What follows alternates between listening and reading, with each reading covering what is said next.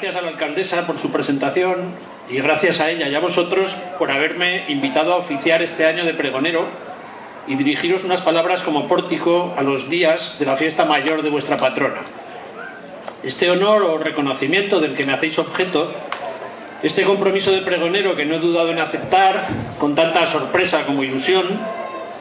merecen que me permitáis comenzar con alguna explicación que justifique mi presencia aquí, así como las palabras que os voy a dirigir a continuación.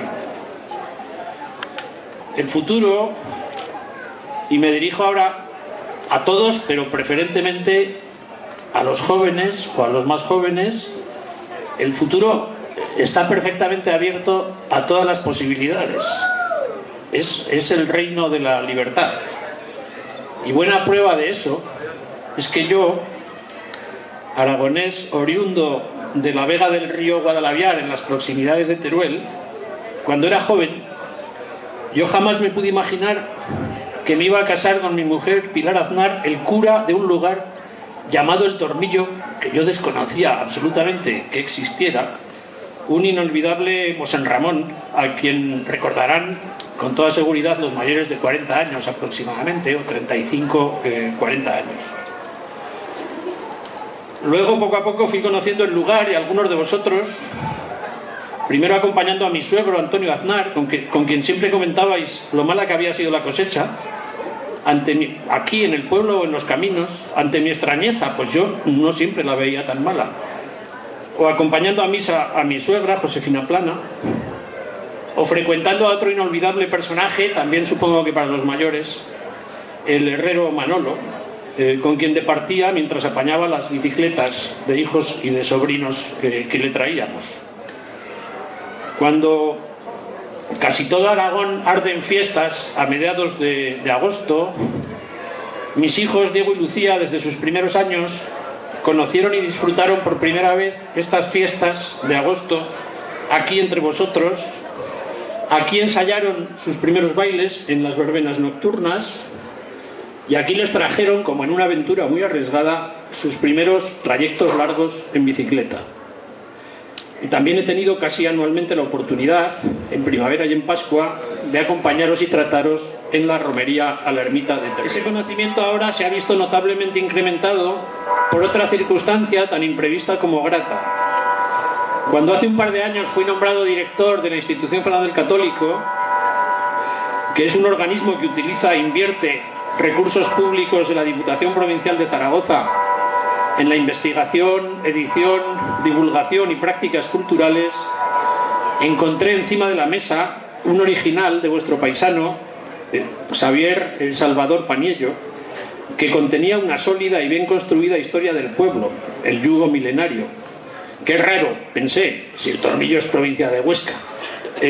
Pero por si acaso me apresuré a enviarlo a la imprenta y fue publicado hace 2 años. Y había iniciado los trámites editoriales. Era hijo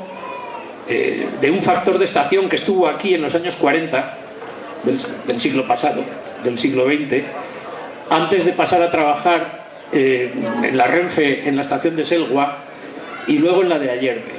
Allí nacieron 2 conocidos historiadores aragoneses, Antonio Ubieto, ya fallecido, y Agustín Ubieto, que es quien dirigía y dirige la colección de historias municipales en la que apareció el libro de Javier, donde se han publicado 14 o 15 de pueblos de la provincia de Zaragoza y una de un pueblo de la provincia de Huesca, que es esta. Por tanto, había también un tormillero oculto detrás de esa edición. De modo que muchas de las cosas que yo iba conociendo como ocasional vecino veraniego las pude entender mejor con la exhaustiva información de este libro, en el que el autor hace en definitiva lo que le enseñaba a su abuelo o lo que aprendió de su abuelo. En la introducción Xavier dice que su abuelo recitaba uno por uno los nombres de todas las casas del pueblo, calle a calle,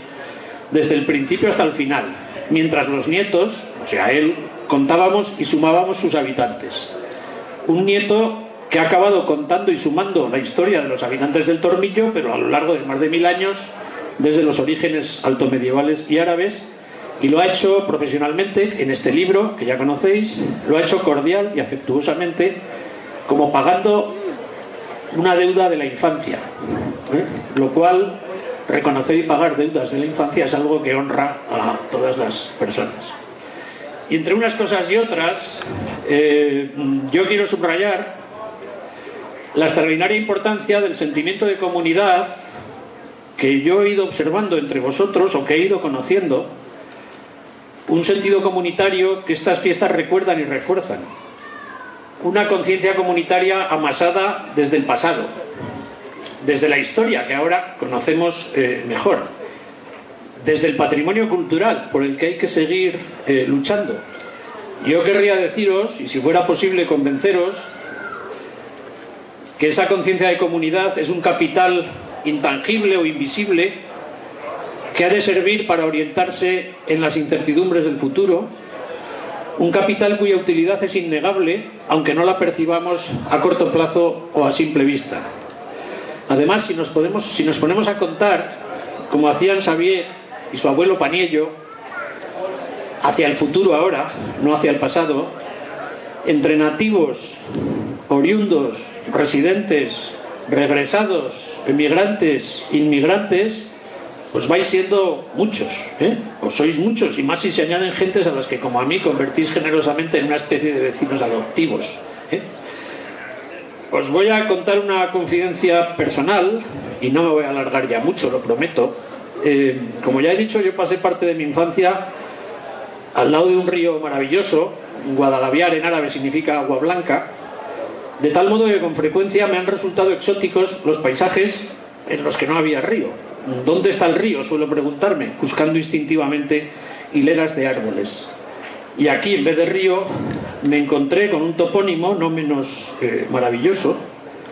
el Barranco de la Clamor Vieja, palabras cuyo origen yo imaginaba en una especie de tradicional griterío colectivo pidiendo algo, porque clamor en el diccionario dice que es un griterío colectivo pidiendo algo, y ese algo que se pedía, claro, tenía que ser el agua, y además era la Clamor Vieja. Bueno, pues no, eso es literatura. Clamor en aragonés significa, como sabéis vosotros mejor que yo, barranco o arroyo por el que a consecuencia de las lluvias corre el agua con violencia, o sea, rambla seca. Ahora bien, yo quiero creer que ha clamado históricamente al cielo la falta de agua hasta el punto de que estos barrancos han acabado llamándose clamores, y eso ya me lo invento yo y no lo dice el diccionario. Pero bueno, el agua para regar, según parece, y si no estoy mal informado, parece que va a llegar finalmente, lo que no significa que deje de haber problemas, sino que sean distintos, de otra dimensión, o que abran otras posibilidades.